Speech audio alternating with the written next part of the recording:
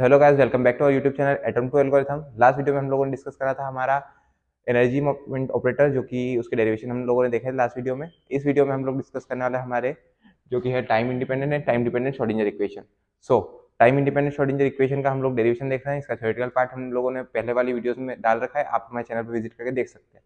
सो time independent Schrodinger equation के derivation के लिए हमने, जैसे कि मैंने आपसे लास्ट वीडियो में बोला था, कि इसमें कोई सी भी डेरिवेशन हो इस यूनिट के, सब में होना सिर्फ इतनी सी चीज है कि साई की जो हमारी इक्वेशन होती है, सिर्फ उसका ही हमें डेरिवेशन करते हुए चलना है।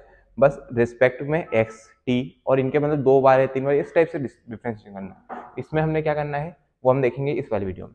सो इस वाले डेरिवेशन में हम लोग को करना है सिंपल चीज। इसमें वही चीज है जैसे लास्ट में एनर्जी मोमेंट ऑपरेटर के डेरिवेशन में देखा था, जो कि थी एक मैटर वेव थी जो कि ट्रेवल कर रही है पॉजिटिव एक्स डायरेक्शन। उसकी एंगुलर फ्रिक्वेंसी जो है वो है ओमेगा, और वेव नंबर जो है वो के से रिप्रेजेंट करते हैं हम।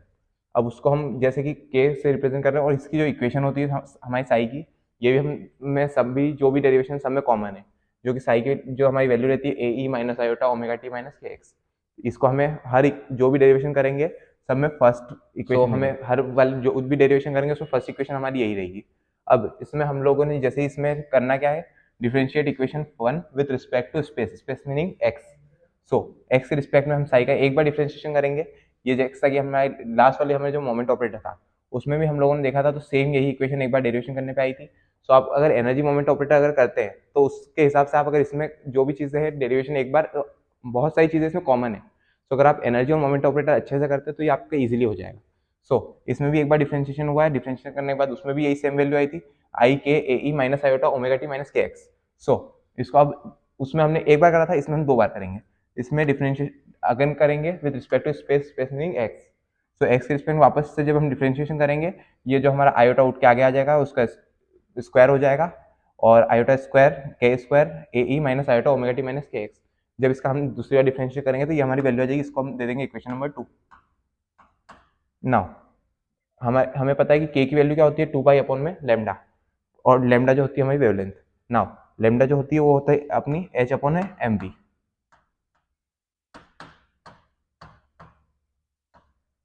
नाउ सेम यहाँ पे भी हमारी के की वैल्यू जो भी आई थी, जैसे कि हमारी इक्वेशन थी, इसमें हम लोगों ने के की वैल्यू और इसमें पुट करेंगे जैसे ही, तो हमारा जो भी आएगा वैल्यू आ जाएगी ऐसी कैसी, जैसे कि यहाँ पे लिखा therefore equation 2 can be written as. इसको इक्वेशन 2 को हम ऐसे भी रिटर्न कर सकते हैं कि जैसे कि इसमें के की वैल्यू रख दी, तो यहाँ पे डेल स्क्वायर साई ऐसा कैसा, डेल एक्स स्क्वायर ऐसा कैसा, आई स्क्वायर एज इट इज।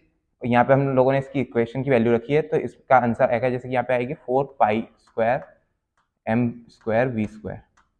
और यहाँ पे हम लोग की जो वैल्यू थी ये ऐसी के ऐसी, जैसे यहाँ पे के का स्क्वायर था तो इसका पूरा का स्क्वायर हुआ है, जैसे कि 2 पाई अपॉन लेमडा था। लेमडा जो था वो हमारा था h upon m v, lambda upon में है एच, ये एम वी। इन दोनों के स्क्वायर करेंगे तो इसका स्क्वायर होगा, ये हो जाएगा 4 pi square m square v square upon में एच स्क्वायर। ये हम लोगों ने एज इट इज पुट करा है। ये जो होती है वैल्यू होती है हमारी साई की, तो यहाँ पे साई है। नाउ नेक्स्ट स्टेप में भी हम लोगों ने कुछ नहीं करा, बस इसको उस इक्वल्स टू के उस साइड था, इक्वल्स टू में 0 ले लिया है, इसको पूरी पूरी वैल्यू इसको उठा के लेफ्ट साइड में लिया है। तो ये हमारी वैल्यू जो भी हो जाएगी, ये हो जाएगी डेल स्क्वायर साई अपॉन में del x square plus 4 pi square m square v square upon में एच स्क्वायर, और साई इक्वल टू 0, क्योंकि सिर्फ इक्वल टू में 0 लाए। नेक्स्ट स्टेप में कुछ भी नहीं करा है। नाउ टोटल एनर्जी जो भी रहती है एक पार्टिकल की, उसको हम लिख सकते हैं potential energy plus kinetic energy. Potential energy को हम लोग रिप्रेजेंट करते हैं वी से, और काइनेटिक एनर्जी का जो हमारा फॉर्मूला होता है half m v square.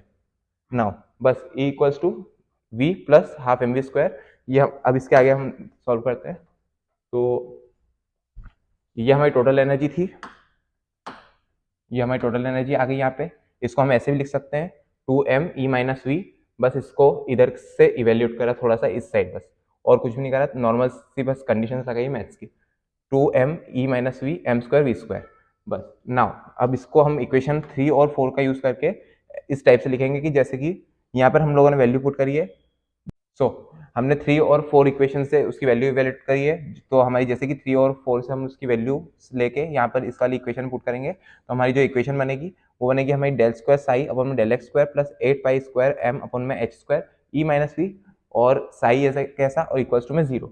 Now the equation above is known as time independent wave equation. जो कि अबाउ इक्वेशन है इसको ही बोलते हैं हम लोग टाइम इंडिपेंडेंट, क्योंकि इसमें टाइम का टी कहीं पे भी नहीं आ रहा है, इसमें आ रहा है हमारा सिर्फ एक्स जो कि होती है पोजीशन।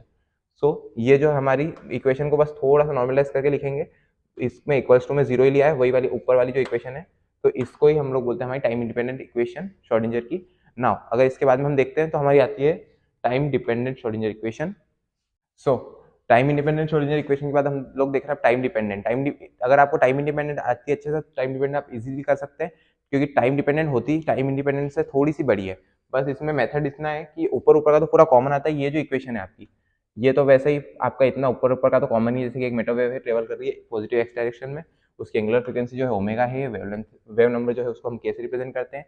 नाउ इसमें हम लोग यूज करेंगे ओनली बस टाइम इंडिपेंडेंट वेव इक्वेशन का, जो कि हमने लास्ट वाले पार्ट में डिराइव करी थी, ये वाली इक्वेशन। बस इसको एक इक्वेशन, जैसे कि इसके ऊपर का आप डेरिवेशन उसमें ऊपर कर सकते हैं, देन उसके बाद में इसको कंटिन्यू कर सकते हैं। सिर्फ इतना सा पार्ट जो है अगर आप कर देते हैं तो वो आपका वैलिड है। अगर आपको ये इक्वेशन आती है तो इसके आगे का भी कर सकते हैं, वैलिड रहेगा। लेकिन अगर आप उसको पूरा सॉल्व करते हैं तो आपके नंबर्स मतलब चांसेस ज़्यादा हैं कि आपको अच्छे नंबर मिले। नाउ अगर आप ऊपर उसको डिराइव करके और उसके बाद में ये वाली स्टेप पे फॉलो करते हैं, तो इस वाली में करना क्या है, हमें rearrange the terms in equation about del square psi upon में del x square as it is equals to, बस ये प्लस का था, इसको एज इट इज उतना माइनस में ले गए, तो डेल स्क्वायर साई अपन में del x square minus 2m upon H square E minus V psi, और एज इट इज जब ये 2m और उनमें एच क्रॉस का स्क्वायर है, ये अगर इस साइड आएगा तो उसका होगा रेसिप्रोकल।